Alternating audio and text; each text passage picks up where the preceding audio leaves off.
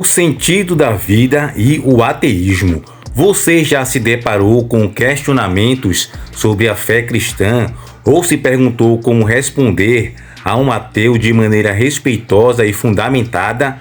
No vídeo de hoje exploraremos temas essenciais para todo cristão: o ateísmo, a apologética cristã e o comportamento cristão. A vida de ateus pode ter muito sentido, e é justamente essa capacidade de atribuir significado subjetivo que ilustra como o sentido da vida, embora não reconheça um propósito divino objetivo, continua plenamente válido. Vamos destrinchar isso em parte, mas antes vamos aqui observar o argumento de uma ateia muito famosa do YouTube e também de outras redes sociais sobre o ateísmo e o sentido da vida, e vamos responder a esse argumento que, no caso, ao meu ver, está totalmente equivocado. Vamos agora analisar o vídeo da ateia e já deixa o like.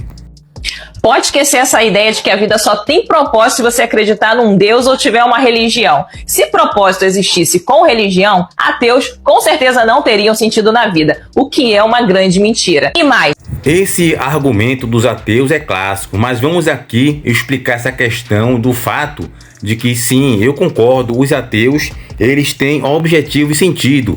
A vida deles tem sentido sim. Porém, é como aquela questão: é possível ser bom sem crer em Deus? É possível ser bom sem crer em Deus, mas não é possível ser bom sem que Deus exista, pois ele é o legislador da lei moral. Mas isso é outro assunto que eu já expliquei em outro vídeo. Sobre essa questão, o sentido da vida, temos que diferenciar o sentido objetivo da vida e o sentido subjetivo da vida.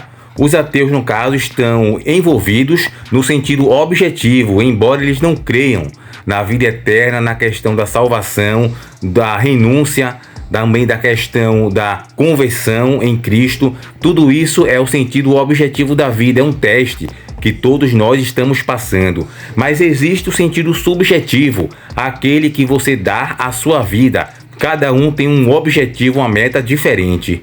Então, o sentido da vida subjetivo, todo ateu tem. E ela, quando argumenta sobre ter um sentido, é do sentido subjetivo que ela está falando. Certa vez que ela não crê na questão do sentido objetivo, que a vida é de fato um teste e que, independente da pessoa crer ou não em Deus, ela está sendo testada e depois da morte será julgada por Deus, independente se ela crer ou não. Mas vamos falar aqui do sentido objetivo e subjetivo. Primeiro, do objetivo. Este sentido refere-se a um propósito universal, geralmente ligado a Deus, salvação moral divina. É um sentido dado de cima, com valores absolutos e transcendente, que é que eu falei sobre todo pecador, ou melhor, todo ser humano, nasce concebido em pecado, precisa se converter, aceitar a Jesus Cristo para ser salvo. Esse é o sentido, o propósito real, objetivo da vida, que está inserido para todos os seres humanos. E tem um sentido subjetivo, que é criado por cada pessoa: metas, paixões, relacionamentos, projetos. Não depende de crença em divindades, só da consciência, vontade e criatividade humana. Portanto, quando o ateu fala que a vida dele tem sentido, ele se refere mais ao subjetivo. Ele, no caso, descarta o sentido objetivo, que é o que se refere ao propósito universal da salvação. E, independente dele crer ou não, ele vai ter que prestar contas com Deus. Os ateus descartam o sentido objetivo salvífico, salvação, convenção e fé. Porém, isso não elimina o sentido subjetivo. Ele se envolve em casamentos, carreiras, arte, ciência, cuidados com entes queridos, um senso de propósito tão real quanto qualquer prece ou ritual. E em relação ao teste central da vida, mesmo sem metas religiosas, ou crer no evangelho ou não, todos enfrentam dilemas fundamentais, como vida, morte, sofrimento, escolhas morais. Esses desafios são universais humanos. Você os chamaria de teste da vida. Ateus também passam por isso, lutam com perda, ética, incertezas. Nesse aspecto, participam do experimento humano, com a mesma seriedade, apenas sem atribuir a Deus. Aí você se pergunta, por que viver com sentido mesmo sem Deus? Vamos tratar desse assunto. Alguns ateus, mesmo não crendo em Deus, ele tem a crença do sentido subjetivo. Eles têm metas, eles não estão apenas vegetando. Eles vivem, têm metas, objetivos, estudam, se esforçam por carreiras, profissões, dentre outros aspectos. Mas existe a autonomia moral. Ateus moldam seu próprio código ético, não por imposição divina, mas por valores racionais como justiça, empatia e bem-estar social, ou seja, tudo baseado e oriundo dos absolutos morais. Os ateus têm os mesmos princípios e valores éticos sobre essas questões de justiça, injustiça, certo e errado, bom e mal, empatia ou falta de empatia, bem-estar social e etc. Tudo isso que eles têm é referente a absolutos morais, que existe um legislador, que é Deus, que criou um código de ética, de moral, para que todo ser humano possa seguir. E os ateus, independente de crer em Deus, eles creem nessas crenças, que não são convenções sociais, ou seja, não são criadas pelas sociedades. Elas são, no caso, intrínsecas no coração e na consciência de todo ser humano. Segundo ponto, os propósitos pessoais. Realizar projetos, amar, aprender, contribuir socialmente são sentidos internos, legítimos e reforçam o valor da existência. Terceiro, engajamento social. Muitos ateus fazem voluntariado, defendem causas, cuidam do próximo. Um estudo revelou que não religiosos tendem a ser generosos tanto quanto os religiosos. E aí entra a questão, por quê? Devido à lei moral que está inserida no coração deles. Muitos ateus, existem ateus, são pessoas boas, mesmo sem crer em Deus. Mas ele só consegue ser bom e seguir esse código de ética, ainda que tenha o livre-arbítrio, porque existe um legislador moral, que é Deus, que colocou uma lei moral absoluta, moralista, que está intrínseca na mente e na consciência de todo ser humano. Mesmo sem crer em Deus, quando ele faz algo errado, a sua consciência o acusa. E quando faz algo certo, a sua consciência o aprova. Agora vamos para o próximo assunto que a Teia levantou, que é muito interessante, sobre os países ateístas que são prósperos e felizes. A maioria dos países mais felizes e com melhor qualidade de vida, como Noruega, Suécia, Dinamarca, Islândia, são os menos religiosos. Coincidência? É claro que não. Na antiguidade pré-monoteísta, o propósito era viver em harmonia com a natureza, com os ciclos, com os deuses da fertilidade, da colheita, da guerra. Existiam muitos sentidos para a vida. Nem todos eles eram ligados à obediência ou à submissão. Tinha celebração, prazer, conhecimento, arte, sabedoria. Já no monoteísmo surge a ideia de um Deus único que exige obediência e propõe que o ser humano só encontra sentido quando serve a esse Deus. Essa narrativa foi construída com uma engenharia emocional muito perversa, onde quem serve tem valor e quem questiona é vazio e estigmatiza a autonomia. Viver por si mesmo acaba virando pecado, orgulho e vaidade. Essa fórmula é genial na manipulação emocional, porque ela sequestra o impulso humano natural de buscar significado e o redireciona para uma gaiola com o nome de fé. Os maiores propagadores dessa narrativa mentirosa foram Agostinho de Hipona, Tomás de Aquino, Blaise Pascal, C.S. Lewis e Lane Craig, nos séculos XX. Vamos agora falar sobre a questão dos países ateístas mais prósperos e felizes.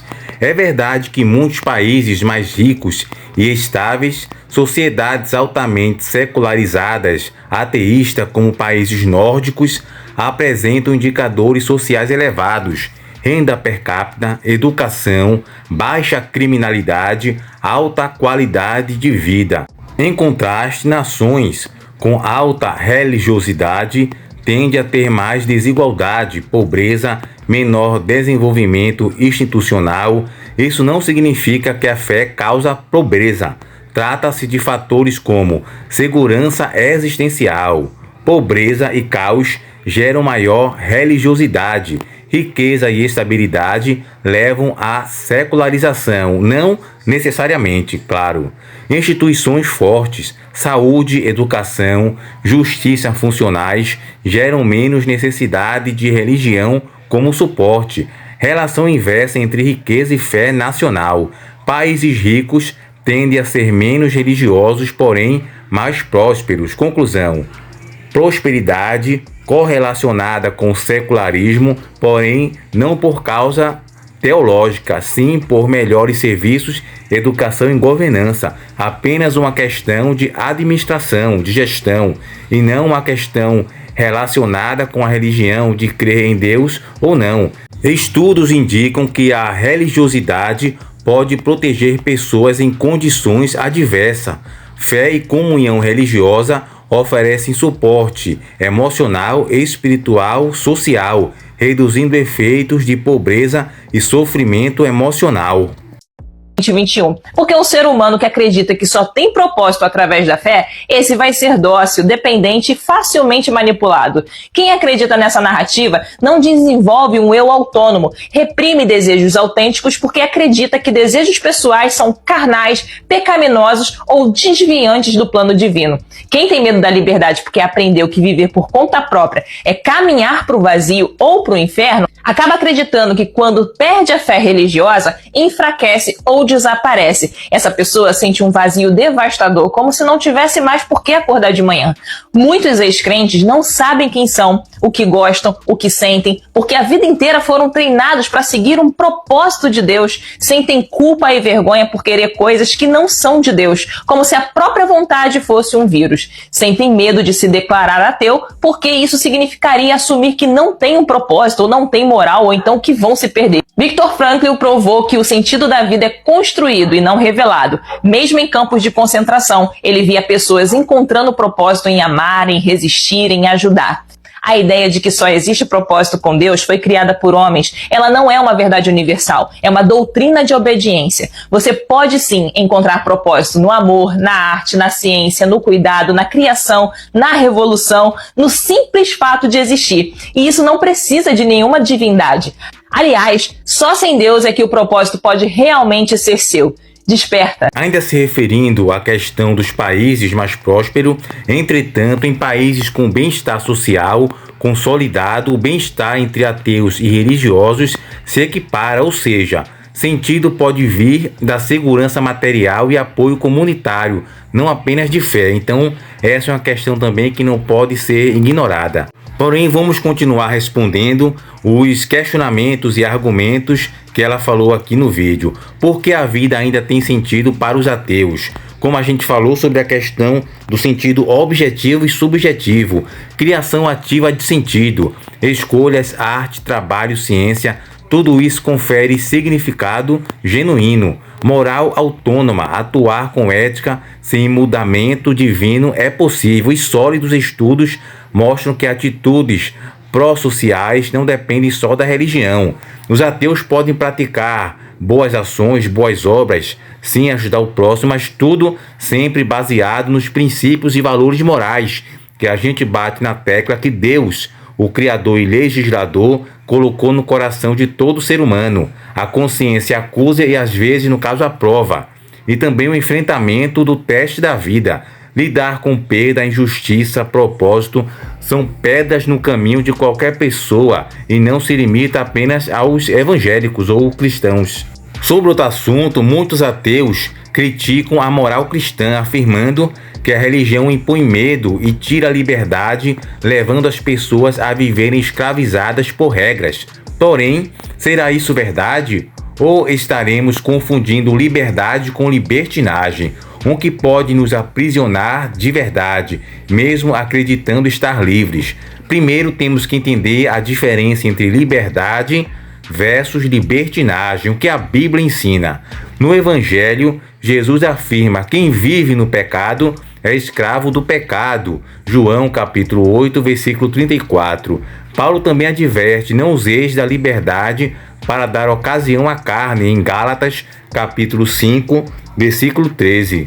E com base nisso que se ensina, liberdade não é fazer tudo o que se quer, mas agir segundo a razão e a verdade, mesmo quando isso exige esforço e renúncia. Libertinagem, por outro lado, é abusar da liberdade para satisfazer desejos, sexo sem compromisso, drogas, excesso de prazer, parece vida livre, mas é uma falsa liberdade.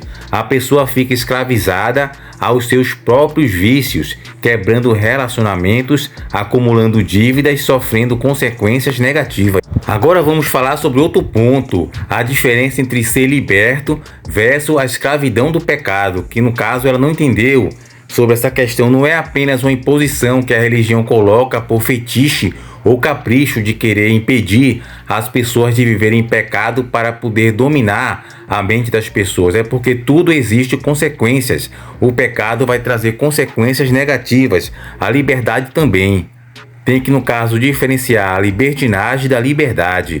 Ser liberto versus escravidão do pecado. Os evangelhos ensinam que Jesus nos liberta não das regras, mas do poder do pecado. Antes, a humanidade era dominada por paixões. Após a salvação, somos chamados a viver no Espírito. Gálatas capítulo 5. Com liberdade para fazer o bem, com autodisciplina e amor ao próximo. O pastor Lucas usou uma bela metáfora. Por exemplo, o parapeito de um prédio não limita a criança, mas a protege do perigo. Assim são os limites morais do Evangelho. Não uma prisão, mas uma proteção fundamental. Porque isto é contra-intuitivo para alguns ateus. Para quem nunca teve experiência com autocontrole espiritual, vive com limites, pode parecer sufocante. Uma escravidão religiosa, porém, de fato, sem limites, muitos se rendem à volúpia egoísta, sem perceber que estão num ciclo de autoaniquilação.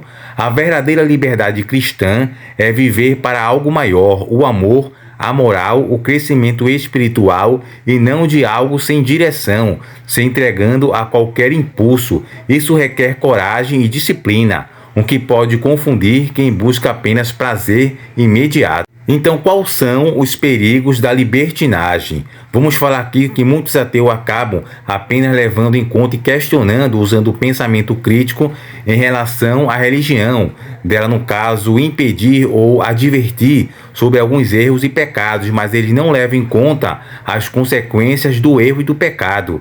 Vamos falar aqui dos perigos da libertinagem. Primeiro, consequências reais, vícios, doenças, falência financeira, relações destruídas. Segundo, escravidão espiritual. O pecado enfraquece a vontade e o intelecto, levando a pessoa a esquecer quem é e o propósito da vida. Terceiro, vazio existencial. O prazer sem propósito deixa uma pessoa insatisfeita e sem sentido, pois não constrói algo duradouro, nem realizam o que o coração humano busca. Porém, o que significa liberdade em Cristo? Libertos para o bem, mesmo livres da condenação. Romanos capítulo 6. Permanecemos chamados a servir uns aos outros em amor, e não em busca de autorrealização egoísta. Mudança de coração. O Evangelho não impõe apenas regras, porém visa transformar nossos desejos, para que naturalmente escolhamos o bem sem anseio pelo pecado. Vitória sobre a carne. Paulo compara viver no Espírito como guerra diária. O cristão é livre, porém vive em batalha contra seus impulsos. Graça não licença para pecar. Essa é a grande diferença. A graça não capacita a obedecer, não nos libera das consequências de viver no desejo desordenado. Então, por que os ateus não entendem essa questão? Sem viver essa dinâmica, muitos ateus interpretam essa moral como medo ou coerção, quando na verdade é um chamado a um modo de vida madura, pessoalmente responsável, enraizado na verdade e voltado para o bem comum. Eles veem regras, mas não veem o objetivo. Essa é a grande diferença. Libertação da escravidão interior, crescimento moral, amadurecimento da vontade, liberdade de verdade exige raízes profundas. Sem isso, o que parecia liberdade é só uma prisão a curto prazo. Conclusão: libertinagem, falsa liberdade que aprisiona a pessoa em impulsos destrutivos. Liberdade cristã é igual a ser liberto do pecado, visando o bem com limites que protegem e edificam. A moral do Evangelho não é um freio arbitrário, é uma proteção com um propósito que conduz à plenitude da vida. Então você observa que a gente tratou aqui sobre algumas questões que são equivocadas, que muitos ateus acabam argumentando sobre a questão do sentido da vida. Eles usam a questão do sentido subjetivo e querem aplicar, confundindo com o sentido objetivo da vida, como sem Deus, eles mesmo assim conseguem ter esse objetivo. Isso é normal, eles têm sim um sentido, mas esse sentido é o subjetivo que cada um coloca em sua vida, mas o contexto real e universal é o sentido objetivo que infelizmente muitos ateus ignoram por questão de ignorância e falta de conhecimento. Eles utilizam pensamento crítico, questionamento, mas nunca questionam suas próprias crenças, eles estão presos. Se eles, no caso, questionassem apenas 5% até 1% do ateísmo e tivesse um pouco de senso comum ou de maturidade, qualquer um largaria facilmente o ateísmo, que é baseado em questões emocionais e imaturidade. Então, que você possa pensar e refletir sobre isso. Fiquem todos com Deus. Deixa o like, também comenta se você concorda ou discorda de nossa opinião.